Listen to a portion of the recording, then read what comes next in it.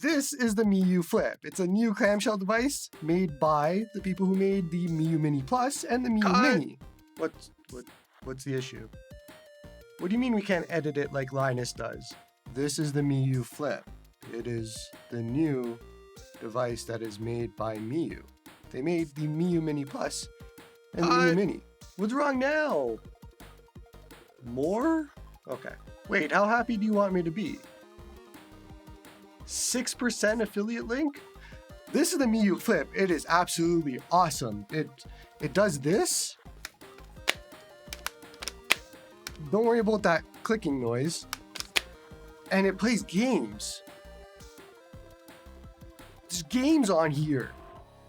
6%, right? This one sounds so much better. Can we just do a review on this one instead?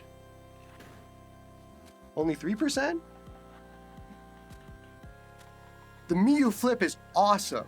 It is an emulation beast.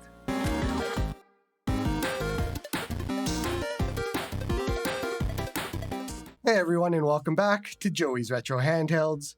I'm Joey, and today we're going to be talking about the Miyoo Mini Flip. This piece of... Look, I wasn't around when Miyoo started their whole foray into making devices. So starting with the Miyoo Mini, which was, I don't know, back in 2021, 2022, however long it's been, probably 2021. And the Miyoo Mini took off. It really set the world on fire. It sold gangbusters. Onion OS helped later on, and it did a lot for this hobby. They really kind of started a big movement here, and I wasn't even around. I just know this secondhand. So this is what I've been told, and apparently Miyoo kind of helped a lot in the beginning. Now for myself, the Ice Blue Mini is still one of my favorite color devices. It is an absolutely gorgeous device in every single way. These colors are awesome. And so, of course, they never did this ever again. So we've only had this once. Then we got the Miyoo Mini Plus, and it was a Miyoo Mini that was slightly bigger than that. Had the same buttons, same D-pad, all of that. Still had Onion OS afterwards. And it just improved upon the original Miyoo Mini. There's a lot of people that love the Miyoo Mini Plus. That thing sold gangbusters as well and did a lot for this hobby too. To me, and I even said it in my Trim UI Brick review just recently, it is still one of the best starter handhelds that you can purchase. One of my favorite handhelds that exist. It is the most retro of retro handhelds that you can purchase. And so yeah, it is awesome. And it has Onion OS, which is one of the best custom firmwares. And so it's been great. Now, of course, they never did an Ice Blue Miyoo Mini Plus because they don't like money. So we've been waiting for that. And so fans were asking for a horizontal Miyoo Mini or Miyoo Mini Plus. And Miyoo was like, yeah, we can do that, but not at all with what you want in it. So here is the Miyoo A30, and we're going to sell it for double the price at launch. And don't worry, it's not going to have support for Onion OS, which sold our last two handhelds. Instead, it's going to have support for basically nothing. And we're going to sell it for double, but we're going to cut that price in half a month after release because nobody's buying it. And now the Miyoo A30 is that device that is, oh, it's only 20 bucks, so I'll buy it. The Miyoo A30 never became the device that I'll buy because it's good. It's the device that I'll buy because nothing else exists, and it's 20 bucks. And now we have the Miyoo Flip. It's Miyoo's latest venture, and if you've been following the pattern, then you know what to expect here.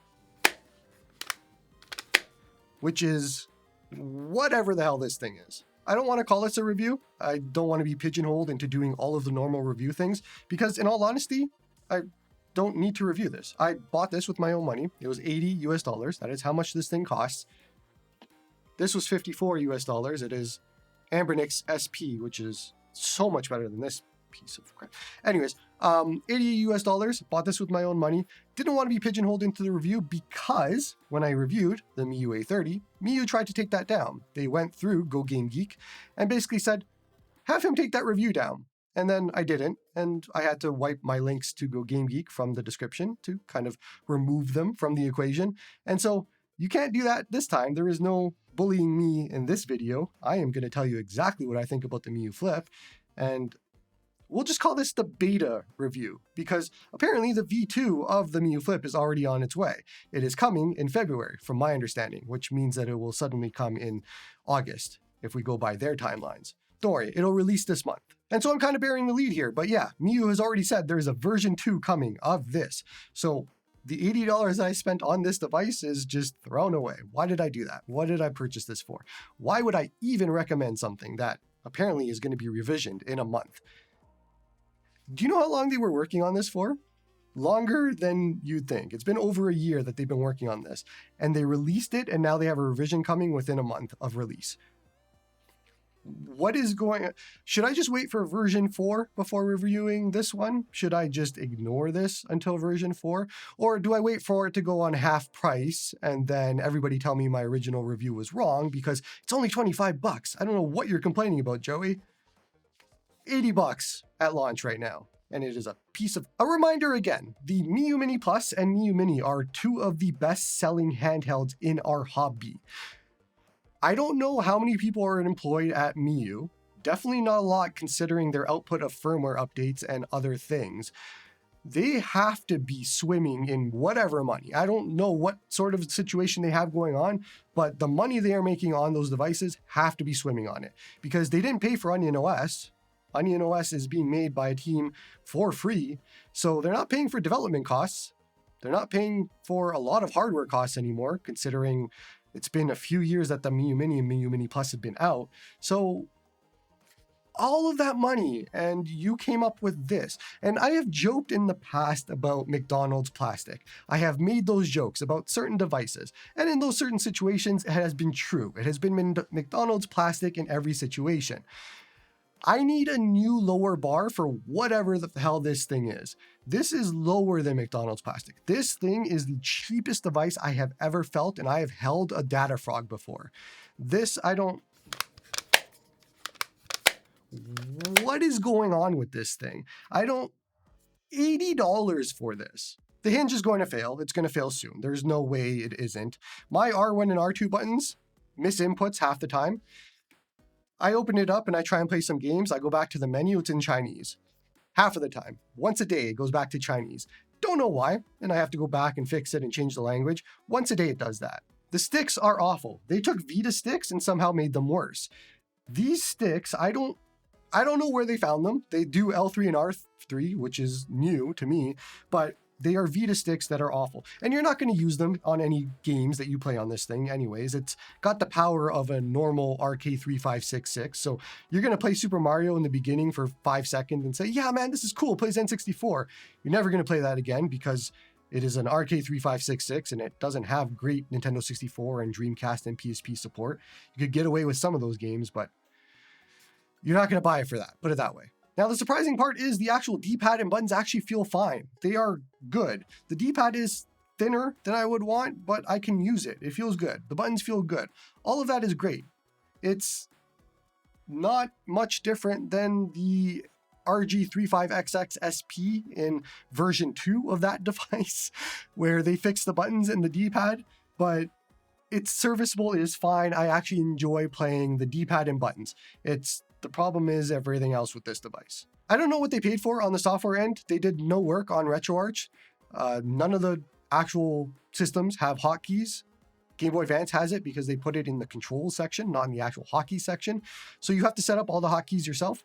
There is an emulation station built in to this device, but guess what? It is a hacked up together emulation station. You cannot scrape your images in Emulation Station. You can't do a whole bunch of other things that you would expect in Emulation Station.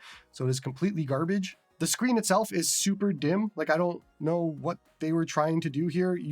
I need to overclock the screen to get better brightness. And I don't know how I can do that, but it is very, very dim and not great. I mean, the colors itself are great when it's displaying content, but the brightness is just, it's super dim. Look, there is a spec of a good handheld in this. There is hints of a good handheld in here. There is nothing that tells me that it's the same company that made the Miyoo Mini and Miyoo Mini Plus. This is a data frog that made this, is the best way that I could put it, and even worse. And somebody in the comments is going to be, I love the data frog. You're wrong. But this is just not what we are looking for at all. Like, this is not what you should be hoping for. This is not what you should be backing. This is not what you should be protecting. Miyoo should be flayed for this one because The SP exists. This exists. It's been out for a while. Miyoo took a year and, I don't even know, year and a half? How long has it been to make this? So in your mind, you're like, they are taking their time to make it better. This is not better in any way, shape, or form than anything else that we've seen. Not even the SP that's been out. They didn't do anything special here. They didn't do anything good. And it is $80 US. It is more expensive than this, which has better colors, better controls, better everything in every way, shape, or form. Why would you buy this? Zero reason. So do I recommend it? If you haven't guessed by now, the absolute answer is no. I don't recommend it. Should I re-review it again when the V2 and V3 and V4 comes out? And everybody tells me that you can change your mind when it comes out because now it's actually good and it is half price. I don't know what you're talking about, Joey. We'll see. But I wouldn't count on Onion OS coming to this device anytime soon. I would count on other types of custom firmware coming to this device at some point because the name of the game for Miyoo is saving them from themselves. I would buy the SP over this. I would buy the original Retroid Pocket Flip over this. I would wait because we have a 34XX SP coming. We have a Retroid Pocket Flip 2 coming. It's coming. So no, don't buy this. This is not what you're looking for. This is not a great device. There are better options. And if this somehow makes its way into your house, just find a way to get rid of it and get a better device because this isn't what you want. This isn't what you want to join this hobby with. This is not exactly the best handheld of the year. This is going to be ending up at the end of the year on the bottom of the totem pole. I told you this wasn't going to be a review. I just want to rant for a bit because I am super annoyed at having to waste my time on a device like this that already has a V2 coming. And so I wasted $80. I'm going to have to waste $80 again, I guess, if I want to review it and give you some impressions that are in line with what to expect from a device like this instead of glazing over this piece of crap. But either way, that's going to be it for this one. Don't forget to like and sub to help the channel grow. Come join me on the Discord if you like retro handhelds and you want to talk about them. Support me on Patreon if my guides and reviews are helping you. Find me on Blue Sky, which is where normal people are nowadays. Otherwise, thank you all for watching and hope you all have a good one.